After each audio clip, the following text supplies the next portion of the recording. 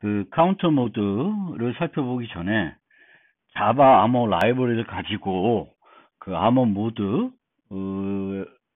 실제 실습을 통해서 그 결과가 어떻게 되는지 살펴보겠습니다. 그리고 그 과정에서 이제 그 자바 아머 라이브러리의 사용법에 대해서도 한번 설명을 드려보겠습니다. 자바는 그 아머 라이브러리를 이제 자체적으로 제공하고 있습니다.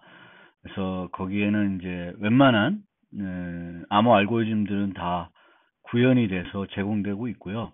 일부 제공이 안 되는 그런 알고리즘들은 바운시 캐슬이라고 하는 별도 또 다른 라이브러리가 또 있습니다. 그래서 그 라이브러리까지 포함하면 우리가 암호 기술을 통해서 접하게 되는 대부분의 현존하는 알고리즘들을 우리가 사용을 할 수가 있습니다.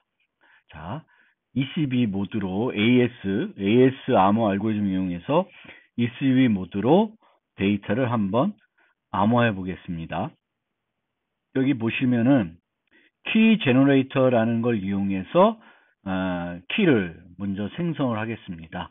근데 이런 키를 생성할 때 내가 어떤 암호 알고리즘의 키를 생성할지를 이런 식으로 알고리즘 이름을 줘서 생성하게 됩니다. 그래서 키 제너레이터라는 것을 받아온 다음에 키 제너레이터를 이용해서 키를 생성하게 됩니다. 그 다음에 이 생성된 랜덤한 키는 그대로 암호 알고리즘 사용할 수는 없고요. 보통 이렇게 키 스펙이라는 걸 통해서 그 암호 알고리즘에 맞게끔 내부적으로 또 가공하는 그런 단계가 있습니다. 그래서 그렇게 키 스펙에다가 옮겨 놓고 이제 암호 알고리즘을 사용할 준비를 하겠습니다. 여기서 보면 내가 이번에 어떤 암호 알고리즘 쓸지를 여기서 사이퍼라는 걸 통해서 가지고 옵니다. 여기 보시면 AES를 쓸 거고 암호 모드는 ECB 그리고 패딩은 PKCS5 패딩 이렇게 되어 있습니다. 그러면 이제 요 평문 This is a secret message라는 평문을 암호해 보겠습니다. 근데 이 평문은 이제 문자열로 되어 있는데 우리가 그 암호 알고리즘에서 처리하는 데이터는 항상 바이트 어레이입니다. 그래서 이 문자열을 바이트 어레이로 바꿔 주셔야 돼요. 그 다음에 사이퍼를 내가 이제 암호할 건지 복호할 건지를 그 초기화해 줘야 되는데 암호하겠다. 그리고 키는 요걸 쓰겠다. 이렇게 됩니다. 그래서 이 사이퍼를 초기화 시켜 놓고 그 다음에 do final에서 여기다가 평문을 주게 되면은 암호를 해줍니다. 그 다음에 다시 이걸 복호하면 다시 얻게 됩니다.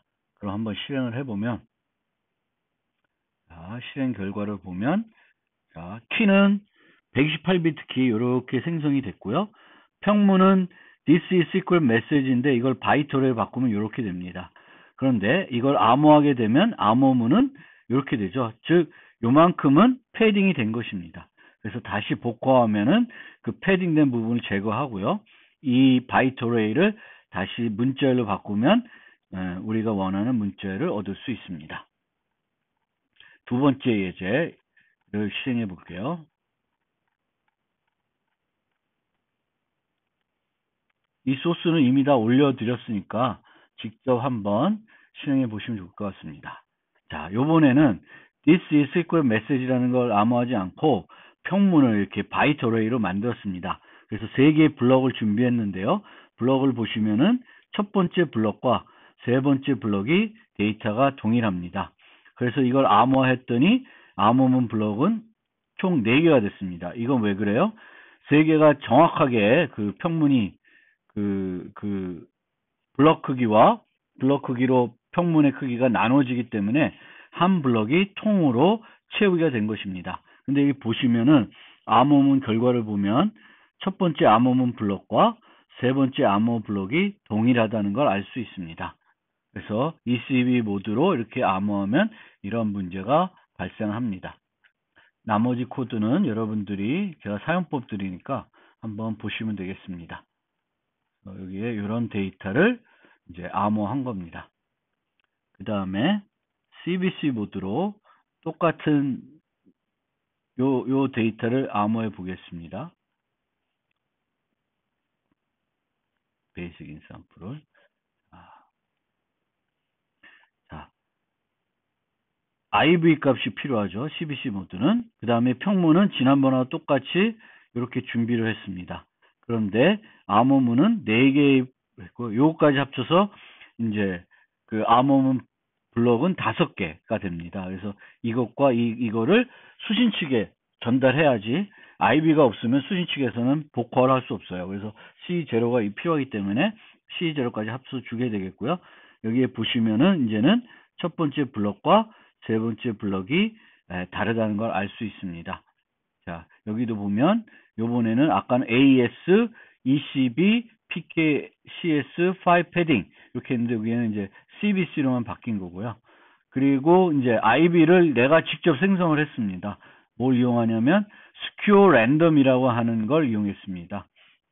그냥 일반적인 그 유틸리티에 있는 랜덤한 함수가 아니라 암호학적으로 안전한 그런 랜덤 함수를 이용해서 IB를 이렇게 생성했습니다.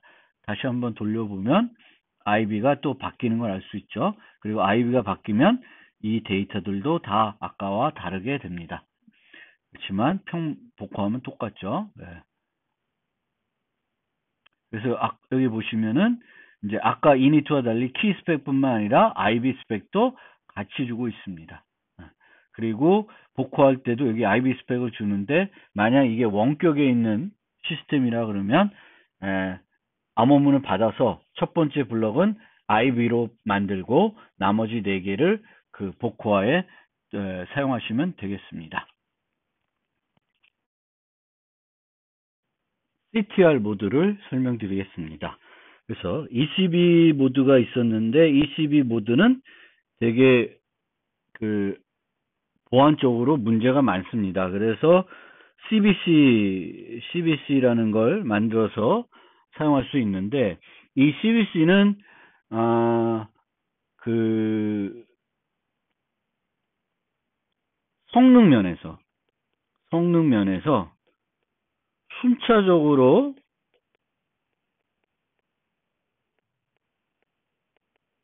암호화해야 된다는 문제점이 있고요.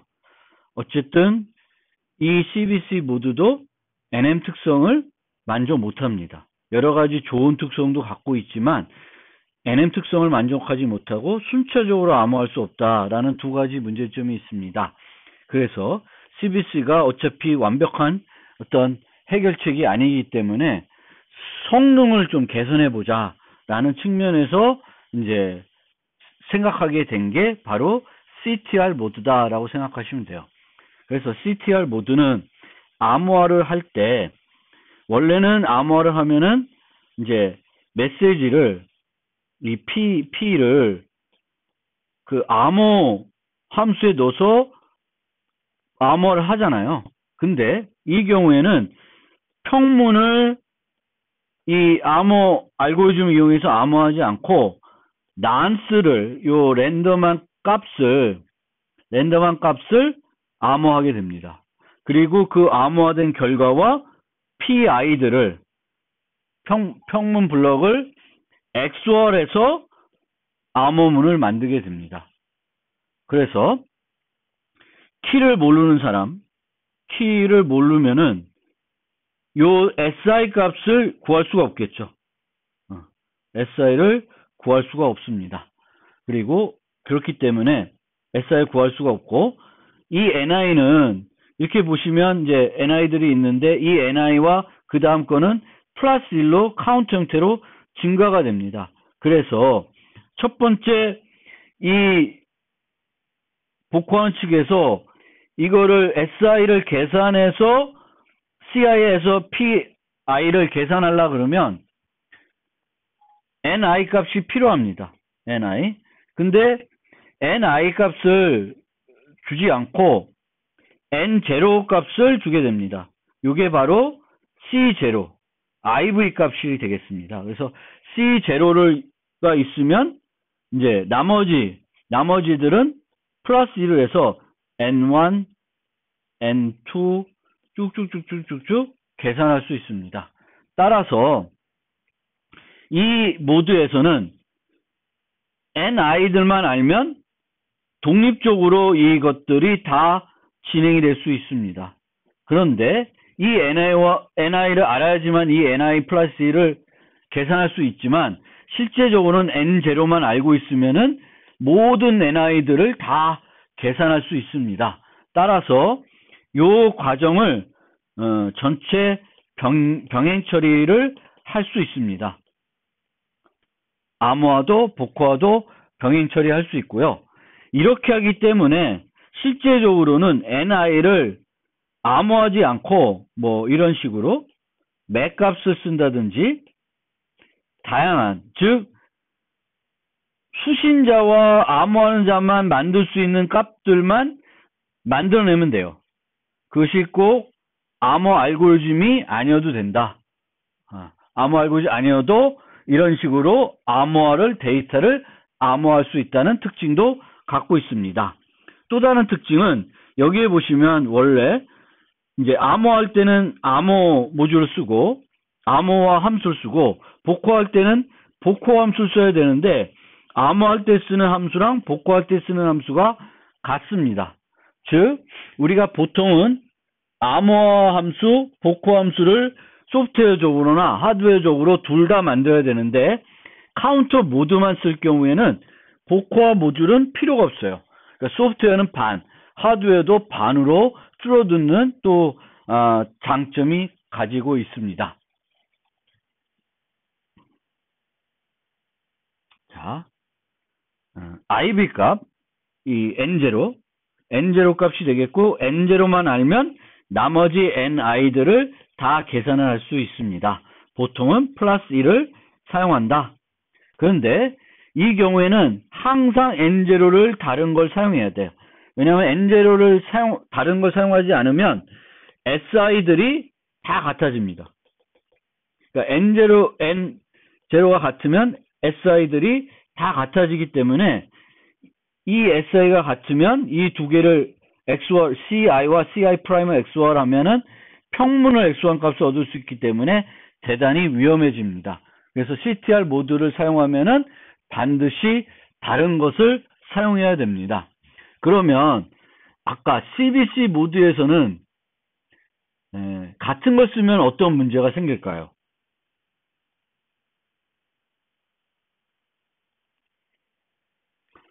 CBC 모드에서 똑같은 IV를 사용하게 되면 예전에 사용했던 IV를 또 사용하게 되면 CTR 모드처럼 바로 P1, XO와 P1 프라임한 값을 구할 수는 없습니다. 구할 수는 없는데 CBC 모드에서는 이제 어떤 것들이 문제가 되냐면 첫 번째로 C1은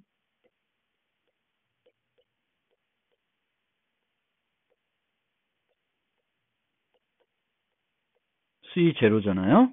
그런데 만약에 그 다음에 또 C0 썼는데 그때도 하필이면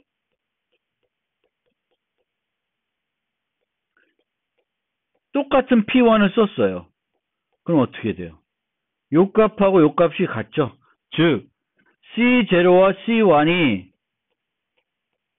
같다.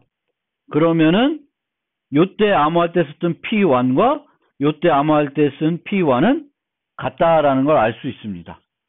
그래서 이 문제가 하나 있고요. 그 다음에 두 번째 문제로는 내가 다음에 사용할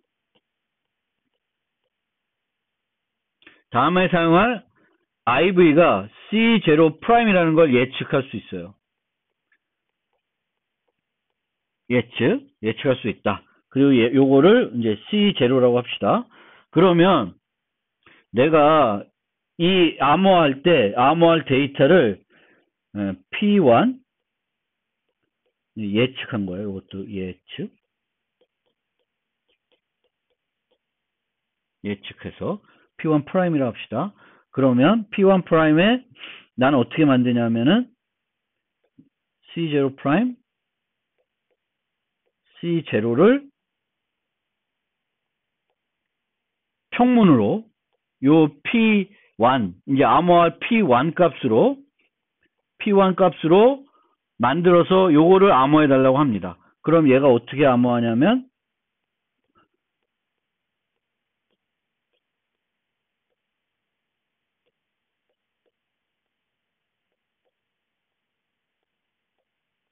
프라임이 되겠죠. 그러면 요거는 상쇄되고 남는 것은 P1 프라임 XO와 C0를 암호화된 결과가 되겠습니다. 그런데 만약에 내가 얘를 올바르게 예측했다 그러면 요 C1과 C1이 같아지는 문제점이 있습니다. 뭐 조금 복잡하게 들릴 수 있는데 어쨌든 CTR은 IB를 똑같은 걸 쓰면은 대단히 위험하다. 절대적으로 다른 걸 써야 된다. CBC 모드는 그만큼 위험하지 않지만 CBC 모드에서도 똑같은 IB를 사용하면 문제가 있습니다. 그래서 문제가 있고 또 IB는 예측할 수 없어야 돼요. 내가 다음에 쓸 IB를 예측할 수 있으면은 공격을 활용할 수 있는 여지들이 있습니다. 그래서 IB 문제는 그렇게 좀 설명을 드리고요. 그 다음에 이 CTR 모드에 대해서 그 두 가지 오류 확산 두 가지 측면에서 봅시다. 암호하기 전에 평문에 오류가 있는 경우, PI에 오류가 있는 거, PI에 오류가 발생하면 CI의 같은 위치에 오류가 발생하며 다른 암호문에 영향을 주지 않습니다. 영향을 주지 않기 때문에 맥으로는 활용할 수가 없습니다. CBC와 달리. 즉 CBC에서는 여기가 PI가 바뀌면 이 나머지 C들도 다 바뀌는데 이 CTR 모드에서는 안 바뀌어요. 그리고 XOR 연산을 이용해서 암호하기 때문에 PI에 오류가 발생하면 CI의 같은 위치에서 오류가 발생합니다. 그래서 그런 특징을 갖고 있고요. 암호문 블록에 CI에 오류가 주면 이 CI는 역시 또 PI에만 영향을 줍니다. 그리고 그 CI의 한 비트만 바꾸면 PI도 한 비트만 문제가 돼요. 그래서 PI는 EK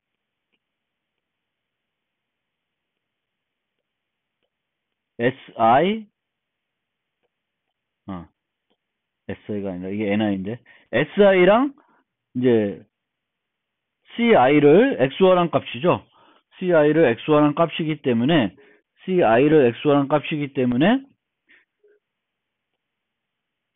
여기가 한 비트 바뀌면 얘도 그 위치에서 특정 위치에서 한 비트만 바뀌게 됩니다. 그래서 CTR 모드도 NM 특성을 만족하지 못합니다.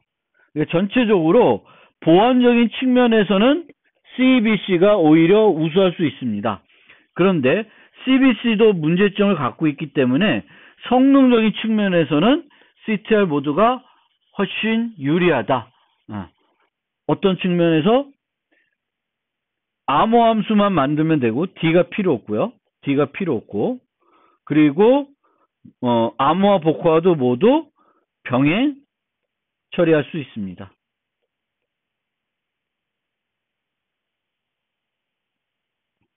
그래서 ECB가 가장 빠른 모드이지만 근본적인 문제점을 가지고 있고 따라서 1번 메시지는 절대로 ECB 모드로 암호하지 않습니다.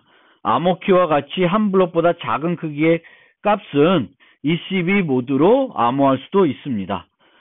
그러니까 한 블록 이상이 될 경우에 절대 ECB 모드로 암호하지 않는다.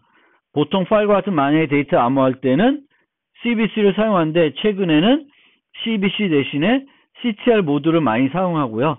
둘 다 MN 특성을 만족하지 못하므로 최근에는 이런 모드들 대신에 인증 암호화 모드를 더 많이 사용합니다. 그러니까 CBC를 많이 사용하다가 CTR, 그 다음에는 이제 CTR이 아니라 인증 암호화 모드를 씁니다. 물론 인증 암호화는 암호한 후에 그 맥을 계산하죠. 맥을 계산하는데 요즘에는 이 암호화와 맥이 독립적으로 이루어지지 않고 같이 좀 더 빠르게 이루어질 수 있는 모드들이 있어요. 그래서 그런 모드들을 주로 사용을 합니다. 그래서 인증 암호화 모드. 그래서 요즘은 이제 인증 암호화가 암호화의 기본이 되어 있습니다. 그래서 TLS 같은 경우도 이제 버전 1.3부터는 의무적으로 인증 암호화를 하고 있고, 그 인증 암호화 중에서도 인크립트 된 맥 방식을 씁니다. 그래서 보통 암호화를 다 한 후 결과 암호문을 이용하여 맥 값을 계산하는데, 이 과정의 효율을 높이기 위해서 두 과정을 결합해서 암호한 방법들이 제안이 됐습니다. 대표적인 게 GCM 모드입니다. GCM 모드. 그래서 GCM 모드는 이렇게 나온 C1을 다 나올 때가 기다리는 게 아니라 병행으로 요 과정을, 이게 맥 계산하는 부분이고 이게 암호하는 계산인데 요거를 같이 쑥 진행할 수 있게 만들어 놨습니다. 그리고 요 GCM의 용어 말고 AEAD라는 용어가 있는데, 요 AEAD는 암호문과 별도 평문을 함께 전달하고 암호문과 별도 평문의 무결성을 같이 제공할 수 있습니다. 그러니까 이제 이 맥 값은 평문에 대한, 그 암호문에 대한 것뿐만 아니라 평문을 하나 더 추가하는데 이 associated 데이터의 무결성까지 보장해 주는 게 AEAD 암호 모드라고 보시면 되겠습니다. 요 과정은 웨그먼 카터 맥이라고 하는데, 요거는 뒤에 가서 좀 더 자세히 설명을 드리겠습니다. 그리고 요즘 이제 암호 알고리즘 그 라이브러리도 사용하다 보면 이제 GCM 말고 CCM이라고도 있는데, 요거는 맥된 인크립트 모드예요. 그래서 메시지에 대한 CMIS 맥을 계산한 후에 메시지와 맥 값을 CTR 모드로 암호화를 하게 됩니다. 그래서 CBC 모드로 한번 암호화를 해서 맥 값을 계산하고 CTR 모드로 암호화해서 맥된 인크립트 방식으로 이제 암호하는 모드를 CCM 모드라고 하고요. EAX라는 모드가 있는데 요거는 투패스 인크립션 된 맥 모드입니다. 그러니까 GCM처럼 이렇게 결합해서 하는 게 아니라 얘 다 하고 별도로 요 시드를 이용해서 맥을 또 일반 맥을 이용해서 계산하는 방법을 사용하는 것이 EAX입니다. 그래서 EAX는 보통 두 개의 키를 사용하고요.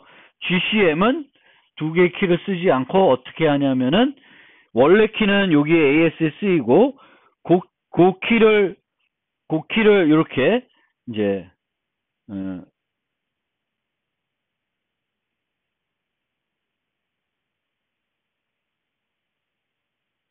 그러니까 맥 키를 이렇게 해서 구합니다.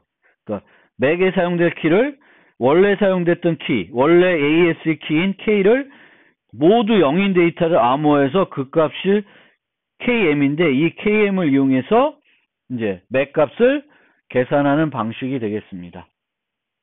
그러니까 K를 이용해서 KM을 계산해서 쓰는 방식이 되겠고요. 요 EXS에는 K1, K2가 주어져야 됩니다.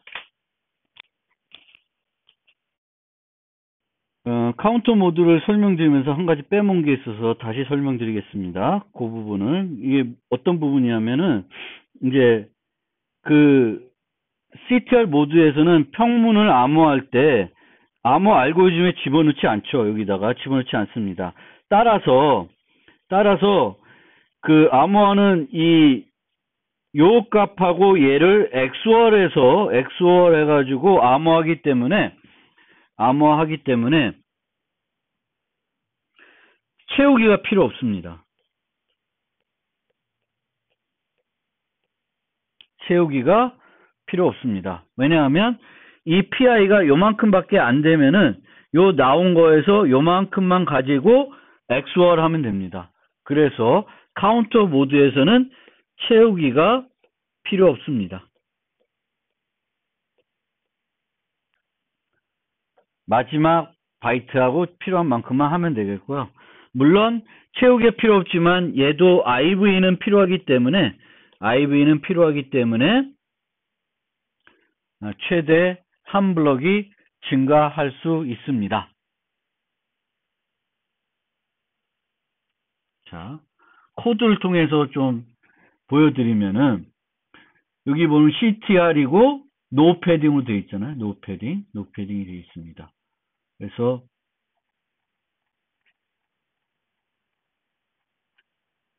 요걸 실행해 보면 IV 평문, 암호문, 평문. 그래서 마찬가지로 똑같은 데이터에 대해서 결과가 첫 번째 블록과 마지막 블록이 다르고요.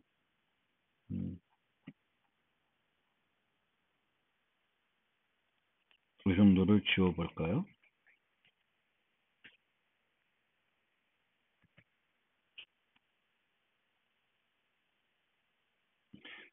요 4개 바이트를 뺐더니 평문은 44, 암호문도 44 이렇게 됩니다. 즉 채우기가 필요 없다는 걸 알 수 있습니다.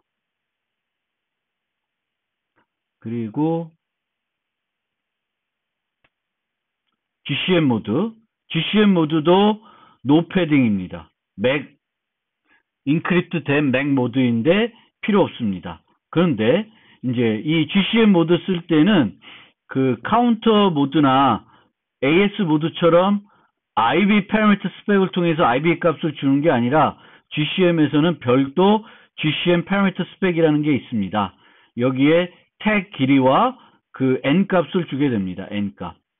그래서 태그 길이는 16으로 정해놨습니다. 그러니까 그 블럭 크기와 똑같이 정해놨고 이렇게 하게 되면 이걸 실행을 하면 여기에 평문이 이렇게 되고 암호문이 되는데 지금 채우기가 필요 없는데 하나가 더 늘었죠. 그래서 요 마지막이 그 맥 값입니다. 요 암호문에 대한 맥 값 이렇게 이해하시면 되겠습니다.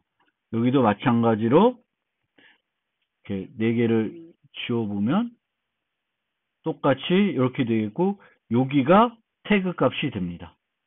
여기가 태그 값이다. 이렇게 이해하시면 되겠습니다. 그리고 이게 어소시에이트 데이터. 그래서 어소시에이트 데이터를 이용해서 처리할 수 있습니다. 그런데 만약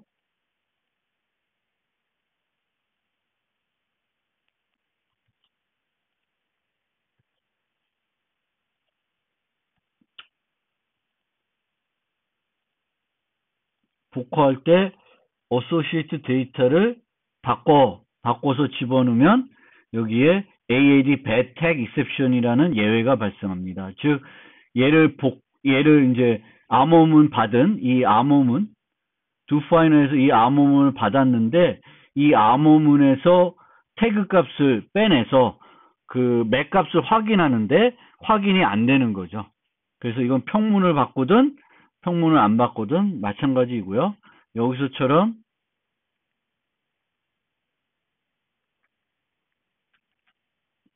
이렇게 사이버 텍스트를 바꿔도 평문에서 에러가 납니다. 그러니까 그 암호문을 조작했다. 그러면은 맥 값이 확인이 안 될 테고 그렇게 되면 이제 복구화를 진행하지 않습니다.